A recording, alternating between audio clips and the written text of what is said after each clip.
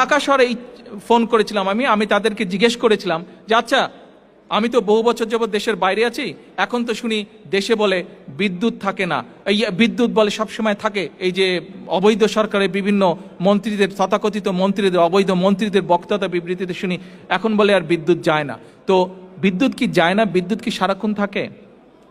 আমি ধানমন্ডিতে কথা বলেছি একজনের সাথে, আমি তেজগাঁয়ে কথা বলেছি, আমি মিরপুরে কথা বলেছি, আমি বাড্ডাতে কথা বলেছি, আমি উত্তরাতে কথা বলেছি, আমি কমলাপুরের পিছনে জায়গাটার নাম কি, বাসাবতে আমি কথা বলেছি, ড্যামরাতে আমি কথা বলেছি। যতগুলো জায়গায় কথা বলেছি প্রত্যেকটি জায়গা থেকে আমি শুনেছি প্রতিদিন লোডশেডিং হয়, প্রতিদিন 1.5-2 ঘন্টা করে কারেন্ট থাকে না। ঢাকায় যদি এই অবস্থা হয়, ঢাকার বাইরে কি অবস্থা সেটি আপনারা আন্দাজ করতে পারেন। ঢাকার বাইরে থেকে যেই কয়টি খবর আমি নিয়েছি, প্রত্যেকটি জেলা থেকে আমাকে বলেছে গড়ে প্রতিদিন 3-4 ঘন্টা করে মিনিমাম কারেন্ট থাকে না। আসেন, এই প্রতারক সরকার, এই অবৈধ সরকার শুধু অবৈধই নয়, এই অবৈধ সরকার শুধু আন্তর্জাতিকভাবে স্বীকৃত স্বৈরাচার সরকারই নয়, এই আন্তর্জাতিকভাবে স্বীকৃত সরকার শুধু আন্তর্জাতিকভাবে স্বীকৃত স্বৈরাচারই নয়, এরা আন্তর্জাতিক স্বীকৃত দুর্নীতিবাজ সরকারও। এবং সমগ্র দেশবাসীর সামনে, সমগ্র দেশবাসীর দৃষ্টিতে এরা একটি প্রতারক সরকার। বিদ্যুৎ দে, গ্যাস দে, পানি দে, নইলে গদি ছেড়ে। গ্যাসের দাম, বিদ্যুতের দাম কমাতে হবে। গ্যাসের দাম, বিদ্যুতের দাম, চাল ডাল তেলের দাম, নইলে গদি, নইলে গদি।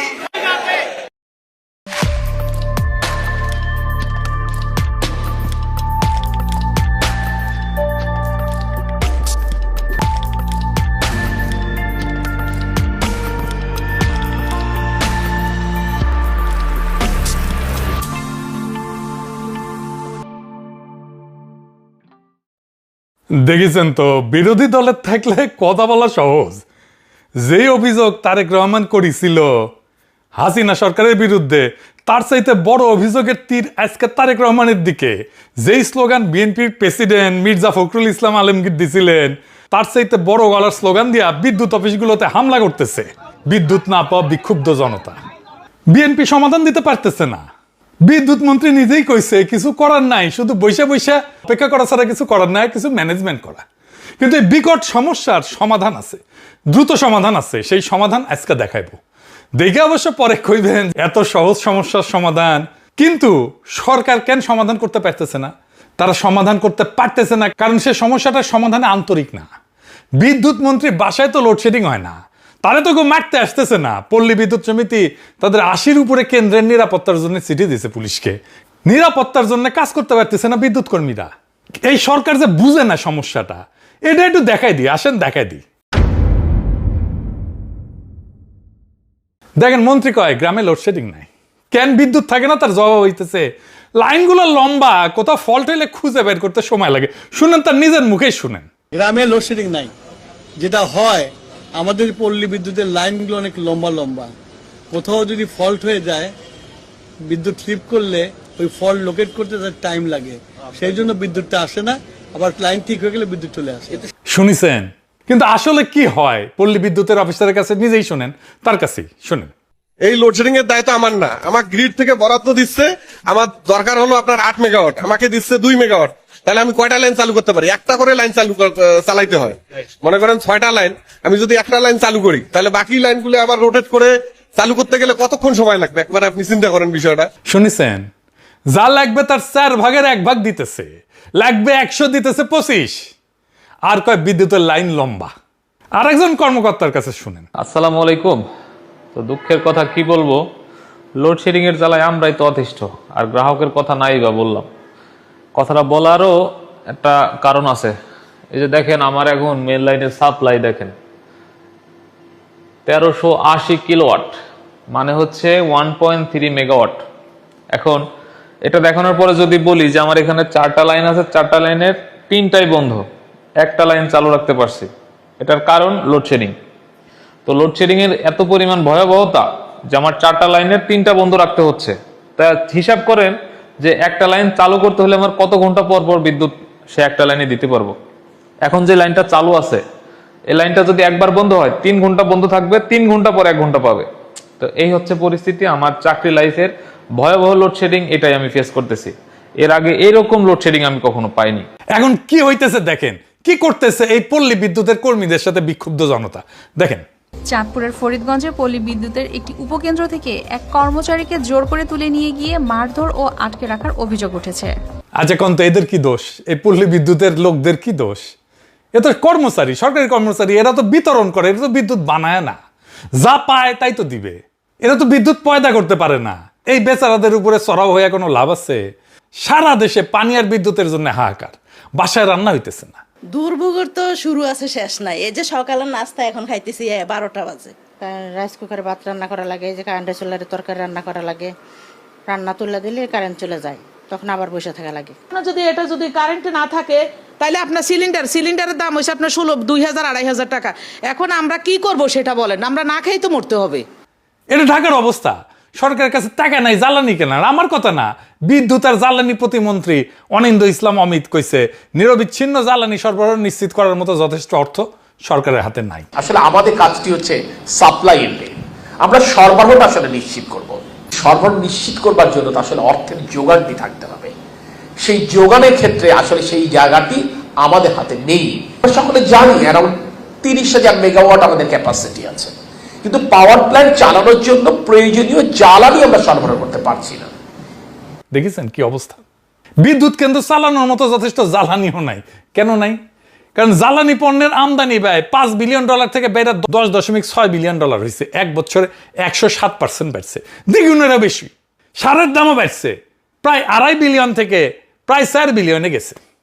রিজার্ভ তো 32 বিলিয়নের গড়ে, মানে শুধু জ্বালানি কিনতেই প্রত্যেক বছর রিজার্ভের 1/3 সমান ডলার লাগতেছে। এই দাম করলে আরো বাড়তে পারে। শুধু কি তাই, অভাগা যেদিকে চায় সাগর শুকায় যায়।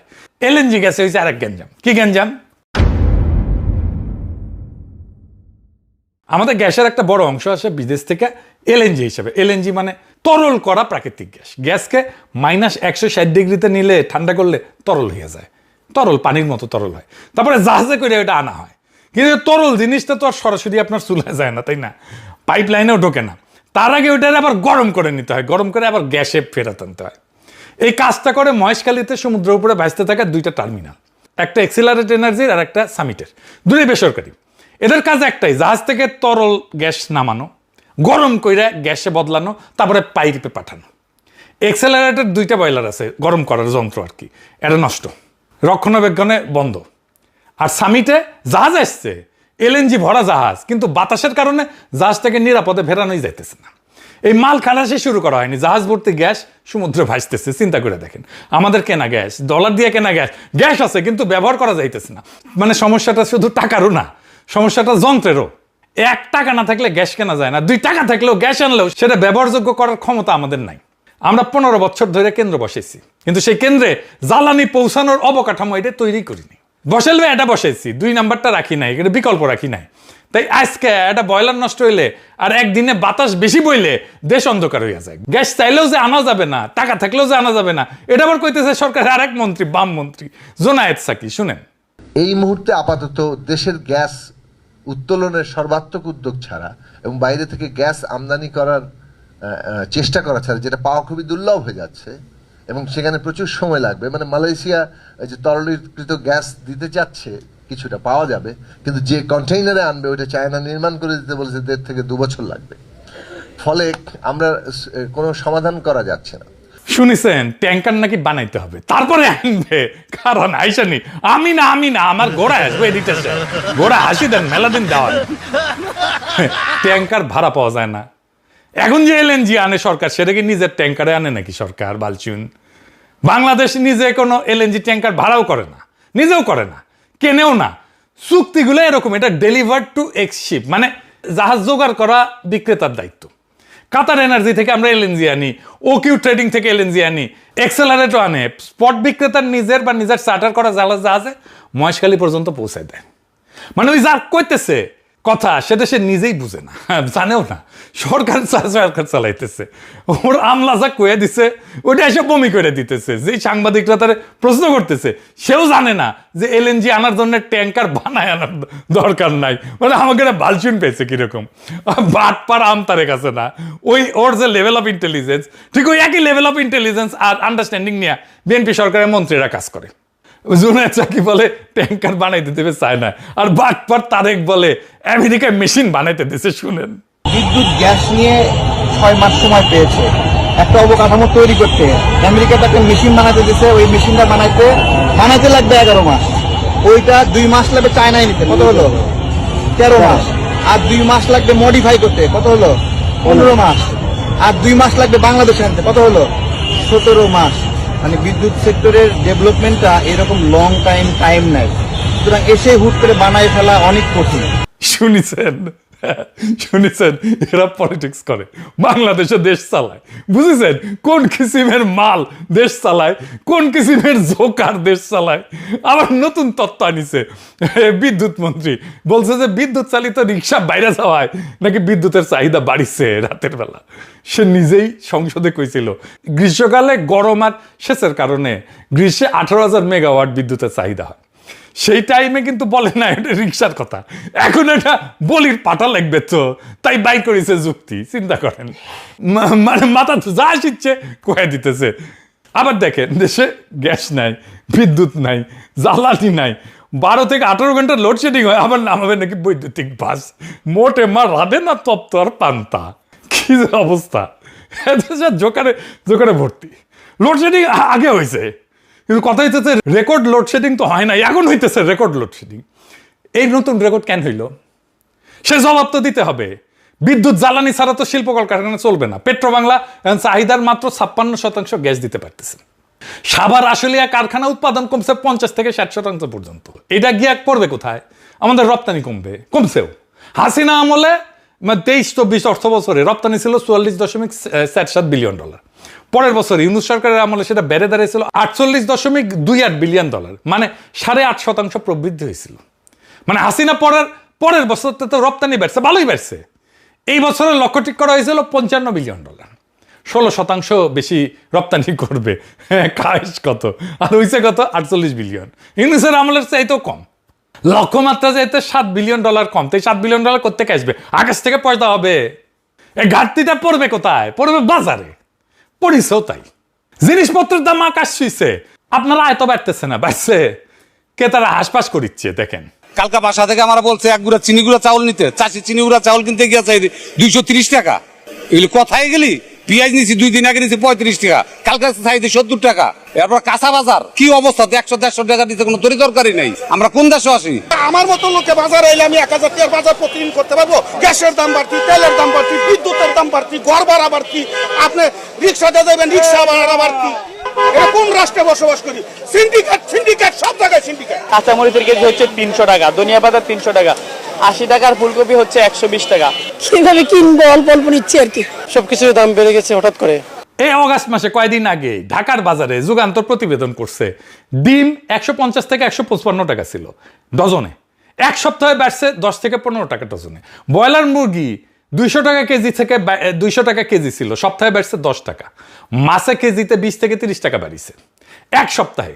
নিম্নবিত্ত পরিবারগুলো হাঁসফাঁস খাইতেছে, প্রত্যেক দিন খাদ্য তালিকা থেকে একটার পর একটা জিনিস বাদ দিতে বাধ্য হচ্ছে। কেউ সঞ্চয় ভাঙতেছে, কেউ ধার করে সংসার চালাইতেছে। ভয়াবহ অবস্থা, আপনারা নিজেরাই জানেন, আমার আর বলার দরকার নেই। রিজভি ভাই গত বছর জানুয়ারিতে কইছিল দ্রব্যমূল্য নিয়ন্ত্রণে অন্তর্বর্তীকালীন সরকার নাকি ব্যর্থ। 5 মাস হয়নি কিন্তু তখন ইউনূস সরকারের। তাই নির্বাচন লাগবে। বিএনপি প্রেসিডেন্ট কইছিল বর্তমান সংকটের একমাত্র সমাধান নাকি নির্বাচন। তো নির্বাচন তো হয়েছে, সংকট কেন যায় না? এখন ক্যারাটা নির্বাচন লাগবে সংকট কাটাইতে হইলে। এই বিদ্যুৎ সংকটের সমাধানের জন্য ক্যারাটা নির্বাচন লাগবে। নির্বাচন করে তো প্রেসিডেন্ট হয়েছে, অনেকে এমপি মন্ত্রী হয়েছে, সাধারণ মানুষের কি হয়েছে? যে তিমিরে ছিল সেই তিমিরেই আছে, আরো দুর্ভোগ বাড়িছে। এখন তো ইউনূস সরকারের আমলের চাইতে দাম বেশি জিনিসপত্রের। সেই জন্যেই অর্থমন্ত্রী আগে কয়ে দিছে দ্রব্যমূল্য বাড়বে, এপ্রিলে কইছে। দেখেন চালাক আছে খোলে। হাসিনার অজুহাত ছিল ইউক্রেনের যুদ্ধ, বিএনপি সরকার অজুহাত হয়েছে ইরানের যুদ্ধ। তো এটা দায়ী কে? এটা তো একজন দায়ী আছে, তাই না? আসেন সেটা দেখে নিই। সহজ উত্তর হাসিনার আমলের লুটপাট। কিন্তু এই লুটপাট বললে মানুষ ভাবে টাকা চুরি হয়েছে। টাকা চুরির চাই তো ভয়ঙ্কর জিনিস হয়েছে। ওরা একটা ব্যবস্থা বানাইছিল যেখানে বিদ্যুৎ কেন্দ্র বানানো লাভজনক ছিল, কিন্তু বিদ্যুৎ দেয়া কারো দায়ী ছিল না, দায়িত্বই ছিল না। কেন্দ্র চলুক বা না চলুক ক্যাপাসিটি চার্জ যাবে ডলারে, আদালতে প্রশ্ন তোলা যাবে না, দায় মুক্তি আইন আছে, টেন্ডার লাগবে না, দরপত্র লাগবে না, ওরাই ঠিক করবে দাম কত, আমরা আর মামুরা বৈশা। আর ওই কেন্দ্র বানানোর টাকা ওইটা আবার ব্যাংক থেকে লোন নেবে, 1.5 লাখ কোটি টাকা লোন নিছে, সেটা আর ফেরত যায় নাই। শীর্ষ 20 জন ঋণ খেলাপির তালিকায় এই বিদ্যুৎ কেন্দ্রের মালিকের নামও আছে 2টা। মানে এক হাতে রাষ্ট্রের কাছ থেকে ভাড়া আর এক হাতে ব্যাংক থেকে ঋণ, কোনোটাই ফেরত দেওয়া লাগে না।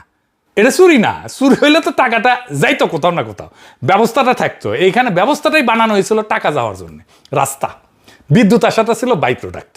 বিএনপি সেই চুক্তিগুলো বাতিল করে নাই, আমরা কইছিলাম বাতিল করার জন্য, শুনে নাই। অথচ এই বিএনপি সরকারের আগের টার্মে এই বিদ্যুৎ আর পানি নিয়ে তুল কালাম হয়েছিল। পানি আর বিদ্যুৎ নিয়ে বিক্ষোভে বিএনপি গত টার্মে ডেমরায় এই বিএনপির এমপি ছিল সালাউদ্দিনকে এই জনতা ধাওয়া দিছিল, কঠিন ধাওয়া দিছিল। এই শিলং সালাউদ্দিন না, আর এক সালাউদ্দিন ডেমরার এমপি ছিল। সালাউদ্দিন দৌড়ে পালায়, তারপর নাম হয় তার দৌড় সালাউদ্দিন। দেখেন সেই সময়কার পত্রিকার নিউজগুলো দেখেন, এটিতে সে দৌড়ের ছবিটা দেন। ভিডিওটা খুঁজলাম মেলা পাই নাই, ভিডিওটা পেলে দিয়েন তো, ওইটা দরকার আছে এখন। আর এইটুকু ভাই তখন বিদ্যুৎ মন্ত্রী ছিল, আর খালেদা জিয়া সরকার তারা অপসারণ করেছিল মন্ত্রণালয় থেকে। কানসাটা ড্যামরায় এই সাথে একই সাথে গণবিস্ফোরণ হয়েছিল, গুলি চালিয়েছিল কানসাটে বিএনপি সরকার, মানুষ মারাও গেছিল। সেই একই ব্যর্থ বিদ্যুৎ মন্ত্রীকে আবারও সেই মন্ত্রণালয়ের দায়িত্ব দেওয়া হয়েছে। নিজে নিজে যদি মারা খাইতে চায় তারে কে বাঁচায়? সমস্যা তো আছে, সমাধান কি?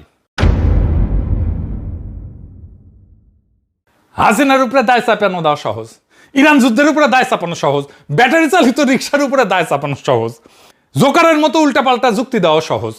কঠিন হইল সমাধান বাইর করা। সমাধানের জন্য লাগে গভীর পড়াশোনা, প্রবলেম সলভিং আর অ্যানালিটিক্যাল স্কিল লাগে, তথ্য লাগে, কমিটমেন্ট লাগে, একটু বেরেন্টও লাগে আর কি। এখন তো পুরা সরকারে একটা লোক নাই যার এগুলো সবগুলো আছে। বিদ্যুৎ মন্ত্রী কইছে যে শুনেছেন তো, দিন গোনা ছাড়া আর ম্যানেজমেন্ট ছাড়া কিছু করার নাই, সেটাও করতে পারতেছে না। মানে আপনি যারা লিডার বানাইছেন তার মেধা যতটুকু ওইখানে আপনি আটকায় যাবেন। কিছুদিন আগে একটা প্রশ্ন খুব ভাইরাল হয়েছিল, নারী কিসে আটকায়? ওই প্রশ্নের উত্তর পাওয়া খুবই মুশকিল, কিন্তু আমরা আটকাই পলিটিক্যাল লিডারদের বুদ্ধিমত্তায়। যাই হোক, এই সমস্যার সমাধান সম্ভব, খুবই সম্ভব, এক্ষুনি সম্ভব, রাইট নাও। এখন নিশ্চয়ই সবাই ভাবিচ্ছেন, দেখছে তো ঘামিচ্ছে দাদা, প্যারিসে গরম পড়ছে, চাঁদনি গরম হয়ে গেছে দাদা, আওলা গেছে একেবারে। আসেন আলাপ করে নি, দেখাই যে সমাধান দিব, বুঝবেন যে বন্দুকের গুল্লি মিস হইতে পারে, আমার সলিউশন মিস হবে না। এটা সম্ভব, কয়েক মাসের মধ্যে সম্ভব। বাংলাদেশে এই মুহূর্তে বিদ্যুৎ উৎপাদন ক্ষমতা 29,000 মেগাওয়াট, আর সর্বোচ্চ চাহিদা হইতেছে 14 থেকে 15,000 মেগাওয়াট, অর্ধেক। চাহিদার দ্বিগুণ ক্ষমতা আমাদের আছে, তারপরে অন্ধকার। আমাদের বিদ্যুৎ কেন্দ্রের অভাব নাই, একেবারেই নাই, বরং দরকারের চাইতে দ্বিগুণ আছে। তাইলে বাতি চলে না কেন? কারণ কেন্দ্রগুলা বসে আছে। কেন? কেন্দ্র আছে, যন্ত্র আছে, কর্মী আছে, গ্রিডের লাইন টানা আছে, কিন্তু চলে না কেন? জ্বালানি কেনার টাকা নেই, আর ওদের যে টাকা পাও না সেটাও দেওয়া হয় নাই। বিদ্যুৎ কেন্দ্রগুলোর কাছে সরকারের বকেয়া প্রায় 50,000 কোটি টাকা। এখন ভাবেন, আপনি এক দোকানে 5 বছর ধরে বাকিতে মাল নিলেন, এখন গিয়া কইতেছেন ভাই আরো মাল দেন, দোকানদার কি করবে? দিবে মাল? তো সংকটটা তো টাকার। কেন্দ্র বন্ধ থাকতেছে টাকার অভাবে, সোজা হিসাব, যন্ত্রের অভাবে না। টাকাটা গেল কই? সরকারের টাকা যায় কই? বিদেশ থেকে এলএনজি কিনতে ভর্তুকি দিতে হয়, সব জায়গায় ভর্তুকি। এই বছর প্রায় 14,600 কোটি টাকা ভর্তুকি দিছে। 2 বিদ্যুৎ কেন্দ্রগুলো বকে আছে 50,000 কোটি টাকা। 3 নাম্বার, অনেক কেন্দ্র বসে আছে কিন্তু তবু ভাড়া দিতে হইতেছে, ক্যাপাসিটি চার্জ এটার নাম। বিদ্যুৎ নেন বা না নেন, টাকা দিতেই হবে। গৌরী সেন টাকা দিবে, সরকারি মাল দরিয়ামে ঢাল। হাসিনা সিস্টেম করে গেছে, তারেক রহমানের সরকার সেটা চালাইতেছে বাধ্য ছাত্রের মতো। এই অর্থ বছরে ভাড়া বাবদই যাবে এই 48,000 কোটি টাকা। এটা উদাহরণ দিই, আপনি 10টা সিএনজি মাসিক চুক্তিতে ভাড়া নিছেন, আপনার লাগে 3টা, বাকি 7টা গ্যারেজে বসে আছে, কিন্তু ভাড়া দিতে হইতেছে 10টারই। আর এখন আপনার হাতে তেল কেনারও টাকা নাই, তাই ওই 3টা যেটা চলতেছিল সে 3টা আর চলে না। এটাই বাংলাদেশের বিদ্যুৎ খাত। তাইলে ঘটনাটা কি দাঁড়ালো? সরকার বিদ্যুৎ কিনতেছে বেশি দামে, বেচতেছে কম দামে, যত বেশি বিদ্যুৎ তত বেশি লোকসান। মানে সরকারের জন্য বিদ্যুৎ দেওয়াটাই একটা শাস্তি, যত দিবে তত মরবে। এই অবস্থায় নতুন কিছু করার সামর্থ্য থাকে সরকারের থাকে না। বেসরকারি বিনিয়োগ আসতে পারে, কিন্তু বেসরকারি বিনিয়োগ কেন আসে না? কারণ এর নিয়ম আছে যে বেসরকারি বিদ্যুৎ কেউ বানাইলে সেটা কেবল সরকারের কাছে বেচতে পারবে। আপনি একটা দোকান দিলেন, আইন বলতেছে আপনি শুধু একজন খদ্দেরের কাছে বেচতে পারবেন, আর সেই খদ্দেরের অবস্থা কি? তার হাতে হারিকেন দশা, তার হাতে টাকা নাই, 50,000 কোটি টাকার বাকি শোধ করে নাই। আপনি ওই দোকানে আর মাল তুলবেন, বেচবেন না তো। চাহিদা থাকলে বিনিয়োগ আসে, এটাই স্বাভাবিক নিয়ম। আমাদের বিদ্যুতের চাহিদা আসে, এখানে বিনিয়োগ আসার কথা, কিন্তু বিনিয়োগ আসতেছে না। বিনিয়োগ শুধু চাহিদা দেখে আসে না, বিনিয়োগ আসে খদ্দের দেখাও। চাহিদা আকাশ ছোঁয়া, কিন্তু খদ্দের দেউলিয়া, তাহলে বিনিয়োগ আসবে। এই দুটোই একসাথে থাকলে বাজার হয় না তো। তাহলে সমাধান কি? সমাধান খুব সিম্পল, খদ্দেরের জায়গা থেকে সরকারকে সরায় দেন, হাঁটায় দেন, একেবারে পাচায় লাতি দিয়া সরায় দেন, সরাসরি ভোক্তাকে বসান খদ্দেরের জায়গায়। আমি আপনি তো বিদ্যুতের বিল দিই, বকেয়া তো রাখি না। আমি আপনি ক্রেতা হইলে বিনিয়োগ আসবে, খদ্দের বদলান, সমাধান নতুন বিদ্যুৎ কেন্দ্র না, খদ্দের বদলানো, তাহলে সব সমস্যার সমাধান হয়ে যাবে। সরকারকে খদ্দেরের আসন থেকে সরায় দেন, ভোক্তা সরাসরি বিদ্যুৎ কিনবে বেসরকারি বিক্রেতার কাছ থেকে, উৎপাদকের কাছ থেকে। সরকার শুধু নিজের তার আর লাইনের ভাড়া নেবে। সরকার তখন ব্যবসায়ী না, সরকার তখন রাস্তার মালিক, টোল নেবে, গাড়ি চালাবে না। এই জন্য একটাও নতুন কেন্দ্র বসানো লাগবে না। দেশে 7 থেকে 9,000 মেগাওয়াট কেন্দ্র বসে আছে, এমনি বসে আছে, আমরা তার ভাড়া দিতেছি। এরাই জ্বালানি কিনবে, এরাই সরাসরি বেচবে। নির্মাণকাল তো শূন্য তৈরি আছে, কেন্দ্র দাঁড়াইয়াই আছে। একটা বাস্তব উদাহরণ দিই আমার নিজের। আমার বাসার বিদ্যুৎ আমি কিনি একটা বেসরকারি কোম্পানির কাছ থেকে। দাম পছন্দ না হলে কি করি? অফিসে যেতে হয় না, লাইনে দাঁড়াইতে হয় না, কারো হাতে 500 টাকা গুঁজে দিতে হয় না, অনলাইনে ক্লিক করি, ব্যাস আমার সাপ্লাই আর এক কোম্পানির কাছে চলে যাবে। বিদ্যুৎ 1 সেকেন্ডের জন্য বন্ধ হবে না, কোনো মিস্ত্রি আসে না, কোনো তার বদলায় না, কারণ তার একটা তারই সবাই সাপ্লাই দেয়, বদলায় শুধু বিলের নামটা বদলায়। ফ্রান্সে এরকম কোম্পানি আছে প্রায় 40টা। তারা আমার মতো গ্রাহকের জন্য কামড়াকামড়ি করে। প্রত্যেক মাসে প্রত্যেক সপ্তাহে মেল পাই, তোমার ইলেকট্রিসিটি তুমি এখন এত দিতেছো, তুমি কিন্তু এত দিতে পারবে আমার কাছে যদি আসো, বুঝেছ? আর আমাদের দেশে আপনার কোনো চয়েস নাই, সরকার যা দেবে তাই নেবেন, নিতে বাধ্য, যখন দেবে তখন নেবেন। বিল ভুল আসলেও আপনাকে নিতেই হবে। বিল আসবে আকাশ ছোঁয়া, ভুল বিল, আপনি বিদ্যুৎই ইউজই করেন নাই, বিল আসতেছে আকাশ ছোঁয়া। একচেটিয়া বাজারে গ্রাহককে ভিখারি বানায় দেয়, প্রতিযোগিতা গ্রাহককে রাজা বানায় দেয়। এই কোম্পানিগুলো বাংলাদেশে আসতে পারে না? পারে। এরা বাংলাদেশে আইসা বেসরকারি প্ল্যান্ট থেকে বিদ্যুৎ কিনবে, তারপরে বেচবে। আর শুরুতে ঘরে ঘরে বেচার দরকার নাই, বড় কারখানা আর শিল্পে বেচুক, ওইখানেই তো ভলিউম, বেশি ভলিউম, ওইখানে টাকা, ওইখানে একসাথে কয়েকটা সমস্যার সমাধান হয়ে যায়। গুনে দেখেন, 1 ক্যাপাসিটি চার্জের গ্যাঞ্জাম শেষ। এরা বসে থাকলে আর টাকা পাবে না, বেচলে পাবে।